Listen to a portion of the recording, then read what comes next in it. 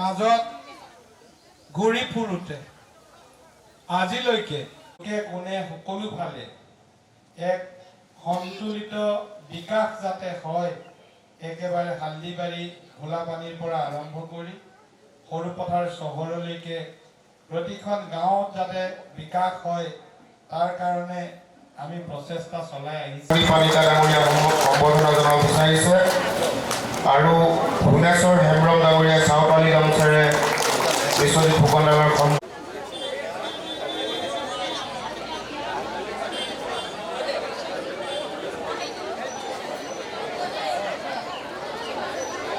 বক্তব্য আগবঢ়াবলৈ মই তেখেতক মাইক্ৰফোন আগবঢ়াই দিছোঁ।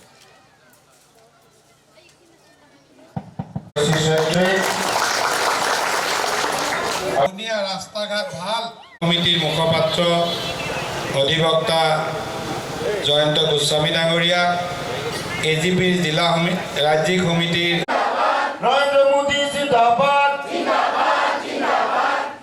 হিমন্ত বিশ্ব শৰ্মা জিন্দাবাদ, বিশ্বজিৎ ফুকন জিন্দাবাদ। পৰিষদৰ চেয়াৰমেন সভানেত্ৰী পূৰ্ণিমা দাস বাইদেউ আছে আমাৰ মাজত, তেখেতকো ৰাইজৰ আগত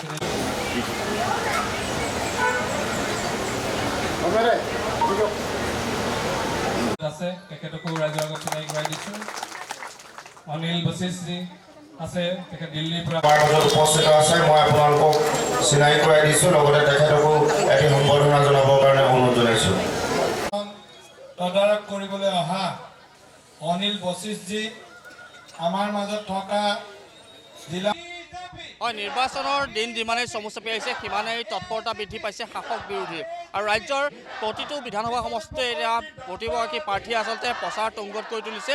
আৰু মই বৰ্তমান আছোঁ গোলাঘাট জিলাৰ অন্যতম এটা বিধানসভা সমষ্টি সৰুপথাৰ, আৰু সৰুপথাৰ বিধানসভা সমষ্টিত বিজেপিৰ যিগৰাকী প্ৰাৰ্থী বিশ্বজিৎ ফুকনে আচলতে প্ৰতিকূল বতৰকো নেওচি এইদৰে সভা সমিতি পাতি সকলোৰে মন জয় কৰাত উঠি পৰি লাগিছে। আৰু পৰিৱেশটো দেখুৱাইছোঁ গোলাঘাটৰ সৰুপথাৰ বিধানসভা সমষ্টিত তেওঁ এইদৰে সভা সমিতি পাতি আচলতে যিসকল ভোটাৰ বা তেওঁলোকক আকৃষ্ট কৰিবলৈ বিভিন্ন কাৰ্যপন্থা হাতত লৈছে।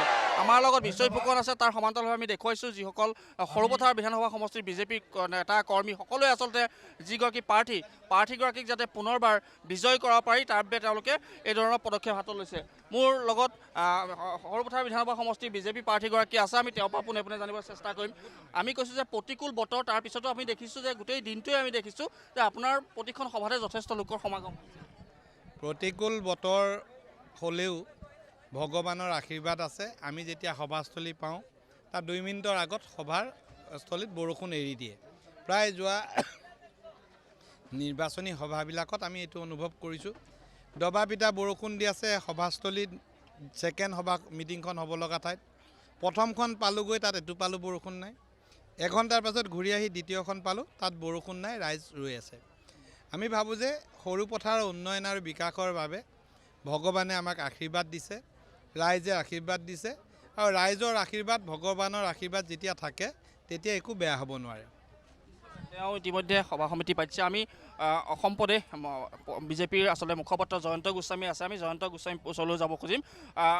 সামগ্ৰিকভাৱে আপোনাৰ সমগ্ৰ অসমখনৰ যদি কথা শুনো, বৰ্তমান সময়ত আপুনিও বহুকেইটা সমষ্টিত ইতিমধ্যে প্ৰচাৰ কাৰ্যত অৱতীৰ্ণ হৈছে বা প্ৰচাৰত লিপ্ত হৈছে। কি দেখিছে এইবাৰ, কেনেকুৱা হ'ব মূল যুঁজখন? চাওক, ভাৰতীয় জনতা পাৰ্টি তথা NDAৰ চৰকাৰ হ'ব, ডক্টৰ হিমন্ত বিশ্ব শৰ্মা ডাঙৰীয়া মুখ্যমন্ত্ৰী হ'ব। আৰু গোলাঘাট জিলাৰ যদি কওঁ তেতিয়াহ'লে গোলাঘাট জিলাত 5টা সমষ্টি, ভাৰতীয় জনতা পাৰ্টীয়ে 4টা সমষ্টি, আৰু বোকাখাটত NDAৰ অসম গণ পৰিষদৰ প্ৰাৰ্থীগৰাকীয়ে বিপুল ভোটত জয়লাভ কৰিব। আজিৰ পৰিৱেশ সৰুপথাৰ কেন্দ্ৰিক যদি মই কওঁ তেতিয়াহ'লে বিশ্বজিৎ ফুকন ডাঙৰীয়াৰ যোৱা 5টা বছৰ যি উন্নয়ন, এই উন্নয়নে বিৰোধীক ধূলিসাৎ কৰিলে, বিৰোধীক নিষ্প্ৰভ কৰিলে। প্ৰতিকূল বতৰকো নেওচি কিন্তু চাওক, প্ৰতিকূল বতৰৰ মাজত অনুকূল পৰিৱেশ, অৰ্থাৎ প্ৰতিকূল বতৰৰ মাজতো ৰাইজৰ যে বিপুল সঁহাৰি, সেই বিপুল সঁহাৰিয়ে এক অনুকূল পৰিৱেশৰ সৃষ্টি কৰিছে। আৰু বতৰেও বাধ্য হৈছে প্ৰতিকূল বতৰক অনুকূল কৰিবৰ কাৰণে।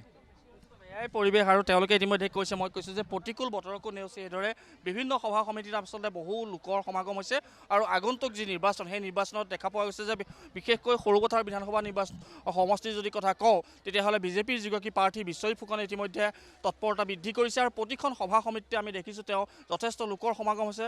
মই কৈছোঁ যে প্ৰতিকূল বতৰ তাৰ মাজতে কিন্তু যিগৰাকী বিজেপি প্ৰাৰ্থী তেওঁ এইদৰে যথেষ্ট প্ৰচাৰ তুংগত কৰি ৰাখিছে আৰু এক প্ৰকাৰ আমি যদি ক'বলৈ যাওঁ গোলাঘাট জিলাখনৰ 5টা যি বিধানসভা সমষ্টি আছে এই 5টাতে আচলতে গোটেইকেইটা বিধানসভা সমষ্টি যে শাসক পক্ষই তেওঁলোকে কিং চিটত আছে বা তেওঁলোকে চিটত আগত আছে বুলি তেওঁলোকে অভিযোগ কৰিছে। ইতিমধ্যে জয়ন্ত গোস্বামীও ৰাজ্যিক বিজেপিৰ মুখপাত্ৰ জয়ন্ত গোস্বামীয়ে উল্লেখ কৰিছে যে যি গোলাঘাট বিধানসভা সমষ্টি হওক বা খুমটাই দেৰগাঁও বা বোকাখাট সৰুপথাৰ আটাইকেইটা বিধানসভা সমষ্টিয়ে কিন্তু বিজেপি তথা মিত্ৰজোঁটৰ প্ৰাৰ্থী জয় হ'ব বুলি তেওঁলোকে উল্লেখ কৰিছে।